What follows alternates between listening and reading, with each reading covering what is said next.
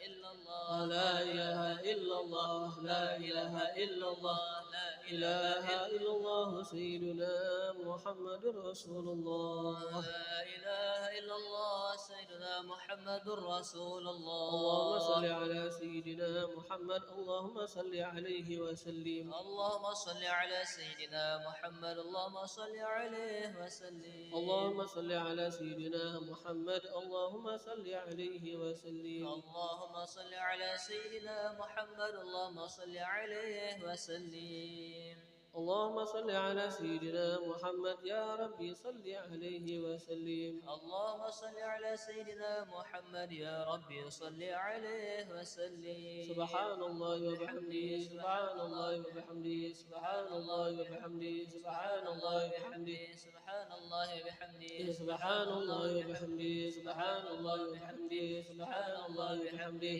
سبحان الله وبحمده سبحان الله وبحمده سبحان الله وبحمده سبحان الله العظيم سبحان الله وبحمده سبحان الله العظيم سبحان الله وبحمده سبحان الله العظيم سبحان الله وبحمده سبحان الله العظيم سبحان الله وبحمده سبحان الله العلي العظيم سبحان الله وبحمده سبحان الله العلي العظيم يا الله يا الله يا الله يا الله يا الله يا الله يا الله يا الله يا الله يا الله يا الله يا الله اللهم صل على حبيبك سيدنا محمد وآله وصحبه وسلم اللهم صل على محمد وآله وصحبه وسلم اللهم صل على حبيبك سيدنا محمد وآله وصحبه وسلم اللهم صل على حبيبك سيدنا محمد وآله وصحبه وسلم اللهم صل على حبيبك سيدنا محمد وعلى آله وصحبه وبارك وسلم أجمعين اللهم صل على حبيبك سيدنا محمد وآله وصحبه وبارك وسلم أجمعين الفاتحة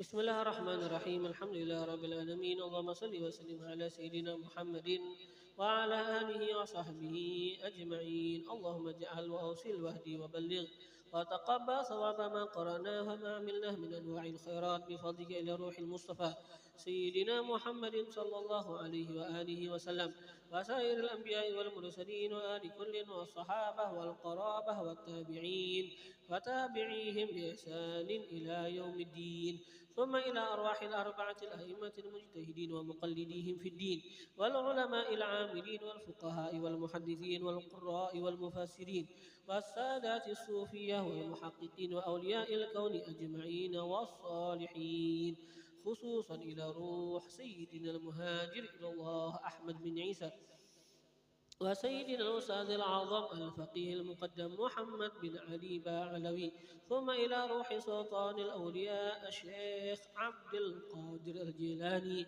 وشيخ محمد بن عبد الكريم السمان المدني ثم إلى روح مولانا الشيخ محمد أرشد بن عبد الله البنجري وشيخ محمد كشف الأنوار بن حاج إسماعيل البنجري وشيخ محمد زيني بن عبد الغني البنجري وثوابا مثل ثواب ذلك مع مزيد برك وإحسانك إلى روح من كانت القراءة هاهنا باسمه وتلونا ذلك من أجل خصوصا إلى روح الحبيب محمد بن سالم بن حفيظ والحبيب محمد بن علوي بن شهاب والحبيب محمد بن عبد الله الهدار والحبيب إبراهيم بن عقيل بن يحيى والحبيب عبد القادر بن أحمد السقاف والحبيب أحمد مشهور بن طه الحداد والحبيب أبو بكر عطاس بن عبد الله الحبشي والحبيب علي مشهور بن محمد بن سالم بن حفيظ والحبيب أبو بكر عدني بن علي المشهور ثم إلى روح الشيخ عبد الرحمن بن زين الدين وشيخ أحمد زيني بن عبد الرحمن وشيخ حسن قدري بن حجي أحمد زيني وشيخ بدر الدين بن حجي أحمد زيني وشيخ محمد رشد بن حجي أحمد زيني وأزواجهم ومن كبر حولهم ثم إلى روح الشيخ محمد سمان مليا والشيخ محمد شرواني عبد الباقين والأستاذ محمد يسران بن عبد الغني والأستاذ محمد أشعري بن حاج سلمان وأوته جمهوري والأستاذ عبد المجيد بن حسين، ثم إلى أرواح والدينا ومشايخنا ومعلمينا وذوي الحقوق علينا أجمعين، وإلى أرواح آبائنا وأمهاتنا وجدادنا وجداتنا وأعمامنا وعماتنا وأخوالنا وخالاتنا، وإلى أرواح جميع المؤمنين والمؤمنات والمسلمين والمسلمات. اللهم اجعلها فداء لهم من النار وعتقا لهم من النار ونجاة لهم من النار وحجابا لهم من النار. اللهم اغفر لهم وارحمهم وعافهم واعف عنهم واجعل الجنة منازلهم ومساكنهم برحمتك يا أرحم الراحمين. اللهم اجعل قبرهم روضة من رياض الجنة ولا تجعل قبرهم حفرة من حفر النيران. ربنا اغفر لنا ولإخواننا الذين سبقونا بالإيمان، ربنا اغفر لنا ولإخواننا الذين سبقونا بالإيمان ولا تجعل في قلوبنا غلا للذين آمنوا ربنا إنك رؤوف رحيم. ربنا لا تزغ قلوبنا بعد إذ هديتنا وهب لنا من لدنك رحمة إنك أنت الوهاب. اللهم أمدنا بأمداد الأنبياء والأولياء وأمتنا على ملتهم واحشرنا في زمرتهم من غير سابقة عذاب ولا حساب. اللهم استجب دعاءنا واشف مرضانا وارحم موتانا يا كريم. اللهم احينا بالإيمان وتوفنا مع الإيمان واحشرنا في زمرة أهل الإيمان برحمتك يا رحيم يا رحمن. ربنا تقبل منا إنك أنت السميع العليم وتب علينا إنك أنت التواب الرحيم. وصلى الله على سيدنا محمد وعلى آله وصحبه وسلم والحمد لله رب العالمين. بسم الله الرحمن الرحيم الحمد لله رب العالمين اللهم صل وسلم على سيدنا محمد وعلى آله وصحبه أجمعين. اللهم اهدنا بهداك واجعلنا ممن يسارع برضاك ولا تولنا وليا سواك ولا تجعلنا ممن خالف أمرك وعصاك وحسبنا الله نعم الوكيل ولا حول ولا قوة إلا بالله العلي العظيم. اللهم اجعل دنيانا في أيدينا ولا تجعل دنيانا في قلوبنا. اللهم لا تدع لنا في مقامنا هذا ذنبا إلا غفرته ولا هما إلا فرجته ولا دينا إلا قضيته ولا مريضا إلا شفيته ولا فقيرا إلا أغنيته ولا قلبا إلا كشفته ولا ميتا إلا رحمته ولا عدوا إلا كفيته ولا جاهلا إلا علمته ولا ضالا إلا هديته ولا حاجة من حوائج الدنيا والآخرة إلا قضيتها ويسرتها يا رب العالمين. يا ربي بالمصطفى بلغ مقاصدنا واغفر لنا ما مضى يا واسع الكرم. يا ربي بالمصطفى بلغ مقاصدنا واغفر لنا ما مضى يا واسع الكرم. يا ربي بالمصطفى بلغ مقاصدنا واغفر لنا ما مضى يا واسع الكرم. تقبل الله منك